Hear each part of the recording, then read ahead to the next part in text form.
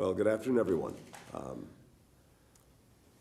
First, let me just say I'm so delighted to welcome Foreign Minister Rasmussen here to the State Department, to the United States, and for this, I think, very important occasion.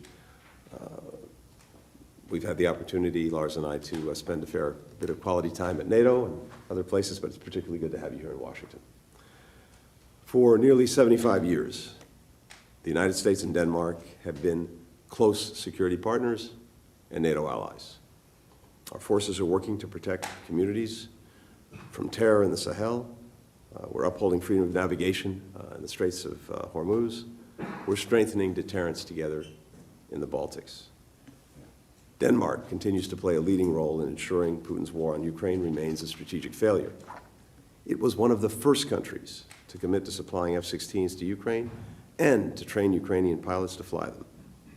Earlier this month, Denmark pledged to provide $1 billion worth of tanks, drones, ammunition, and to jointly fund the donation of new Swedish armored personnel carriers, all of which will help Ukraine defend its territory and its democracy. Our countries together are committed to enabling Ukraine to stand on its own strongly, militarily, economically, democratically. That's why President Biden's supplemental budget request is so critical and why we'll continue to work with Congress to pass it. The Defense Cooperation Agreement that we're about to sign will further strengthen security collaboration between our two countries. When it takes effect, our militaries will be able to coordinate more effectively, even more effectively than they already are. Our troops will train together more seamlessly and more often. We'll enhance NATO's interoperability, allowing our alliance to better safeguard peace and stability for people all across the continent.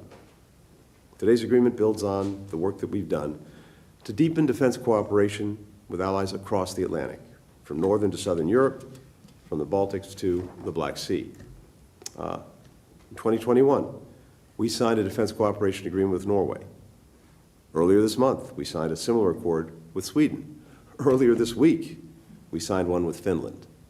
Collectively, these agreements underscore the shared commitment by the United States and our European partners to bolster European and transatlantic security.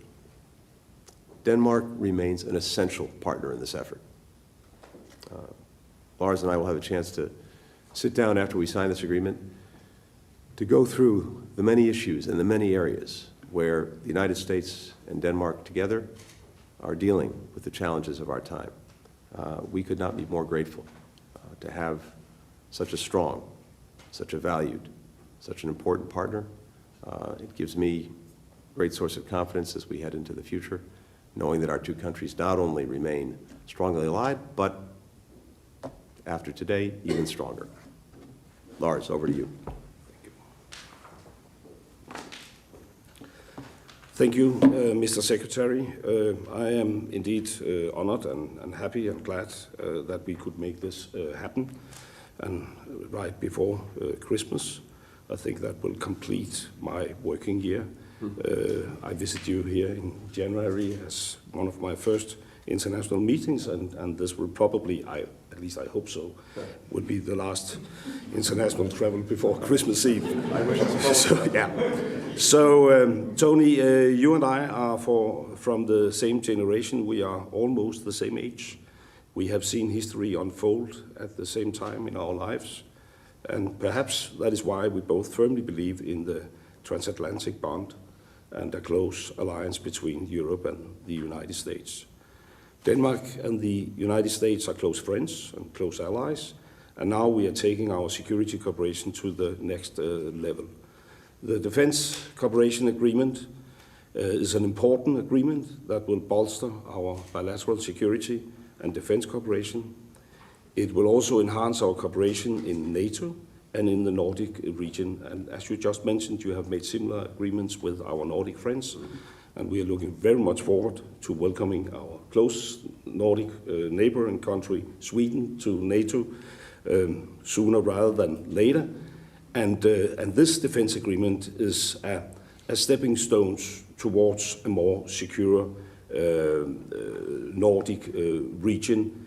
It is a part of a puzzle we have made during the last couple of years, enhancing our defense budget, welcoming new members to the NATO alliance, and now these bilateral agreements. It will strengthen European and transatlantic security at a defining moment in history where we need it the most. Mr. Secretary, we are facing multiple crises. Russia is still waging a brutal war on the European continent, terror in Israel, a humanitarian catastrophe in Gaza, and we both know that peace and stability cannot be taken for granted. And in time like this, friends must stick together, and that is what we are doing with this agreement. So again, thank you, Tony. As I just wrote in your guest book, you can always count on us, and we will always count on you. And I look forward to our conversation, but first, let us sign this agreement. Thank you.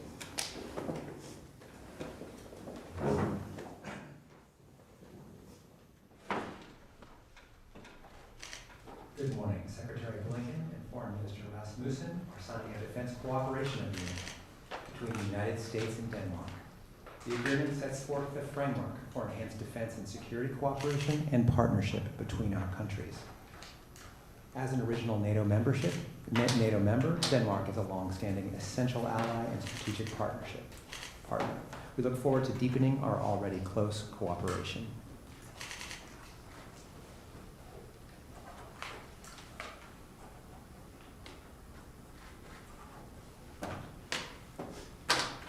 All right. You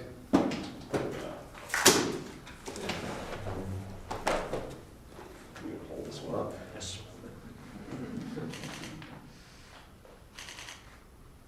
Thank you, President. Thank you. Thank you, everyone.